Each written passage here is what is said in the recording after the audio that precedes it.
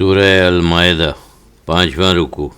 یہود کی ان متواتر نافرمانیوں پر خیال آتا ہے کہ ان لوگوں کو کیا ہو گیا تھا کہ اس طرح اللہ کی عنایات سے روگرداں تھے۔ جواب ملتا ہے کہ اولاد آدم علیہ السلام میں دو طرح کے لوگ ہمیشہ سے ہوتے آئے ہیں، ایک وہ جو قرب الہی ڈھونڈتے ہیں، دوسرے وہ جو نافرمانی پر تلے رہتے ہیں۔ اسی طرح نفرت انسانی میں جھگڑا فتنہ چلا رہا ہے۔ اللہ تعالیٰ اپنے نیک بندوں کے اطمینان کی خاطر رسول مقبول صلی اللہ علیہ وسلم سے فرماتا ہے کہ آپ ذرا حضرت آدم علیہ السلام کے دو بیٹوں حابیل اور قابیل کا قصہ بھی یہود کو سنا دیں کہ شاید ان کو بھی اپنے حسد کا احساس ہو اور انکار حق سے باز آئیں۔ وَاتْلُ عَلَيْهِمْ نَبَأَ ابْنَيْ آدَمَ بِالْحَقِّ إِذْ قَرَّبَا قُرْبَانًا فَتُقُبِّلَ مِنْ أَحَدِهِمَا وَلَمْ يُتَقَبَّلْ مِنَ الْآخِرَةِ قَالَ لَا أَقْتُلَنَّكَ قَالَ إِنَّمَا يَتَقَبَّلُ اللَّهُ مِنَ الْمُتَّقِينَ۔ اور اے رسول، آپ ان کو آدم کے دو بیٹوں کا قصہ بھی ٹھیک ٹھیک پڑھ کر سنا دیجئے۔ جب ان دونوں نے بارگاہ خداوندی میں نیازیں پیش کی، قربانی کے ذریعے تقرب الہی تلاش کیا، تو ان دونوں میں سے ایک کی نیاز قبول ہو گئی اور دوسرے کی قبول نہ ہوئی۔ اس پر غصے میں آ کر حسد کے باعث حابیل سے قابیل نے کہا، میں تجھے مار ڈالوں گا۔ حابیل نے جواب دیا، اس میں غصے کی کیا بات ہے؟ اللہ تو پرہیزگاروں سے قربانی قبول فرماتا ہے، یعنی قربانی میں نیت کا خلوص دیکھتا ہے۔ لَإِنُّ بَسَطَ إِلَيَّ يَدَكَ لِتَقْتُلُونِي مَا أَنَا بِبَاسِطٍ يَدِيَ إِلَيْكَ لِأَقْتُلَكَ إِنِّي أَخَافُ اللَّهَ رَبُّ الْعَالَمِينَ۔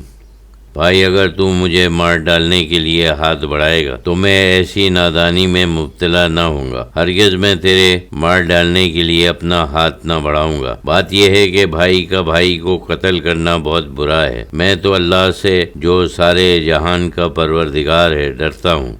انی اريد ان تبوء باسمی واسمک فتکون من اصحاب النار وذلک جزاء الظالمین۔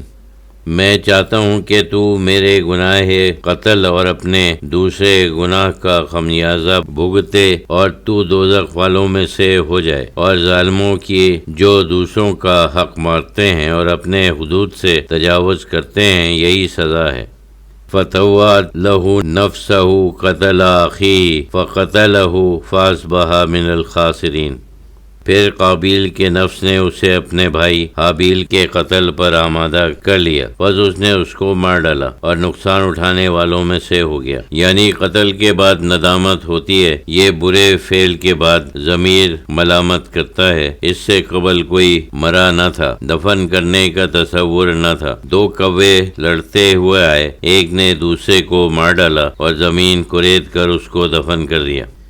فبعث اللہ غرابا یبحث فی الارض لیریہ کیف یواری سوءۃ اخیہ قالوا یا ویلتى اعجزت ان اکون مثل ھذا الغراب فاواری سوءۃ اخی فاصبح من النادمین۔ پس اللہ نے ایک کوا بھیجا جو زمین کو ریتتا تھا تاکہ اس کو دکھائے کہ وہ کس طرح اپنے بھائی کی لاش کو چھپائے۔ قابیل یہ دیکھ کر نادم ہوا، بولا، ہائے افسوس، کیا میں اس کوے کی طرح بھی نہ ہو سکا کہ اپنے بھائی کی لاش کو چھپا دیتا۔ پس وہ اپنے کیے پر بہت پچھتایا اور نادم ہونے والوں میں سے ہو گیا۔ من اجل ذلك كتبنا على بني اسرائيل انه من قتل نفسا بغير نفس او فساد في الارض فكانما قتل الناس جميعا ومن احياها فكانما احيا الناس جميعا ولقد جاءتهم رسولنا بالبينات ثم ان كثير منهم بعد ذلك في الارض لمسرفون۔ اسی وجہ سے ہم نے بنی اسرائیل پر حکم نازل کیا، توریت میں واضح طور پر لکھ دیا کہ جو کوئی نفس کی خواہش کے ضمن میں کسی کو مار ڈالے سوائے جان کے بدلے قصاص کے یا ملک میں فساد پھیلانے کے، تو گویا اس نے تمام لوگوں کو قتل کیا، اور جس نے کسی جان کو قتل سے بچا لیا تو گویا اس نے تمام لوگوں کو بچا لیا۔ ناحق کسی ایک کو قتل کرنا گویا سب کو قتل کرنا ہے، اور ایک کو کو زندہ بچا لینا گویا پوری قوم کو زندگی بخشنا ہے۔ بات یہ ہے کہ اچھے برے کی رسم پڑ جاتی ہے، اور اے خواجہ عالم، اس بنی اسرائیل کے پاس ہمارے رسول کھلی نشانیاں، معجزات، احکامات لا چکے ہیں، پھر اس کے بعد بھی ان میں اکثر لوگ ملک میں فسادی پھیلاتے پھرتے ہیں۔ یعنی گزشتہ آیت میں ناحق قتل کو برا فرمایا تھا، یہاں جن حالات میں قتل کی سزا دینا ضروری ہے ان کی وضاحت فرمائی جا رہی ہے۔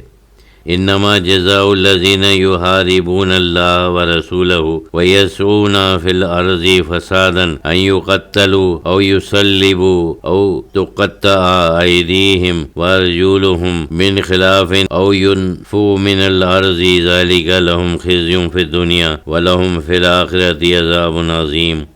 جو اللہ اور اس کے رسول سے لڑتے ہیں اور ملک میں فساد پھیلاتے ہیں، فساد پھیلانے میں کوشاں رہتے ہیں، ان کی یہی سزا ہے کہ ان کو قتل کیا جائے، یا ان کو سولی پر چڑھایا جائے، یا ان کے ہاتھ پیر ایک ادھر دوسرا ادھر سے کاٹ دیے جائیں، یا ان کو اس سرزمین سے نکال دیا جائے۔ یہ تو ان کی دنیا میں رسوائی ہے، اور آخرت میں ان کے لیے بہت بڑا عذاب ہے۔